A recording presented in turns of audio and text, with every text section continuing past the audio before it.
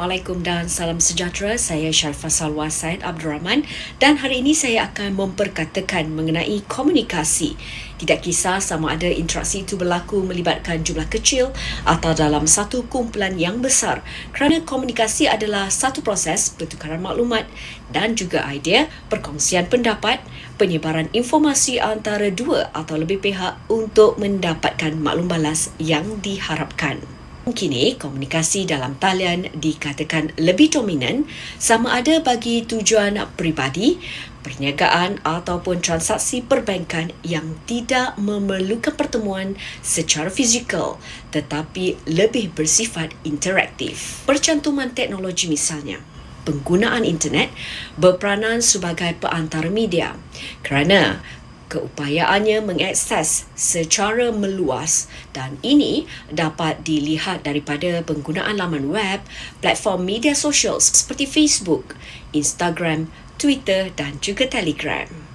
Komunikasi dalam organisasi contohnya adalah bagi mendapatkan maklumat dan juga informasi sama ada ia bergerak ke bawah iaitu interaksi pihak atasan ke pelaksana ataupun ke arah peringkat bawahan ke peringkat pengurusan tertinggi, mendatar iaitu sesama rakan sekerja, silang rangkaian melibatkan perkongsian maklumat merentasi sempadan jabatan ataupun rangkaian komunikasi tidak formal di mana maklumat cepat tersebar tetapi sukar mengesahkan kesahihannya atau lebih dikenali sebagai grapevine.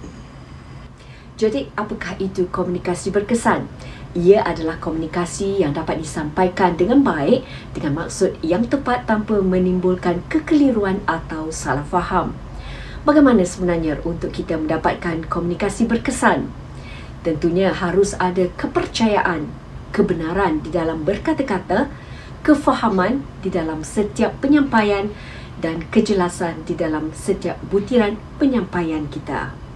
Ingat, komunikasi adalah terjemahan daripada apa yang kita niatkan di dalam hati seterusnya disampaikan melalui lidah dan apa yang dilaksanakan melalui perbuatan. Komunikasi merupakan gambaran hati dan juga emosi sama ada melalui lisan atau secara bukan lisan. Ia perlulah dijaga kerana ia mencerminkan kepribadian kita sebagai seorang individu. Dan kita juga harus mengetahui apakah halangan dari menghasilkan komunikasi berkesan ini? Pertama, penggunaan saluran tidak tepat. Kedua, dari segi bahasa.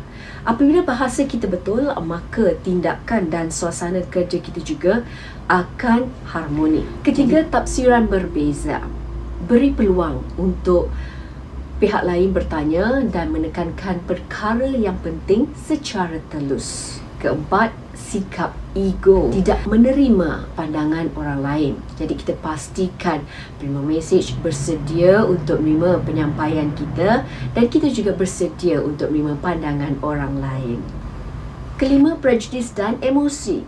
Apabila emosi kita stabil, komunikasi kita juga akan lebih teratur dan sopan. Kerana itu, kita cuba elak untuk berkata-kata apabila kita sedang dalam kemarahan.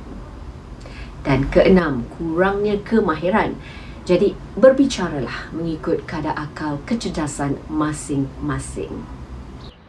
Halangan komunikasi ini dapat diatasi dengan berfikiran terbuka, dapatkan maklum balas dengan teliti, maklumat dari semua pihak, jadi pendengar yang baik, mengakui dan menghargai pandangan orang lain. Harus difahami, fungsi komunikasi adalah menyampaikan, mendapatkan maklumat, memberi inspirasi dan juga sokongan, menyatakan pendirian, mendapatkan persetujuan dan juga sokongan. Kesimpulannya, komunikasi berkesan mampu memberi kepuasan dan juga membentuk persefahaman, memulihkan hubungan serta mempengaruhi tingkah laku. Dan akhir bicara, berlari-lari di tepi kolam, anak kecil bermain talkom. Dari lubuk hati yang paling dalam, saya Sharifah Salwa Said Abdul Rahman mengakhiri presentasi ini dengan Assalamualaikum.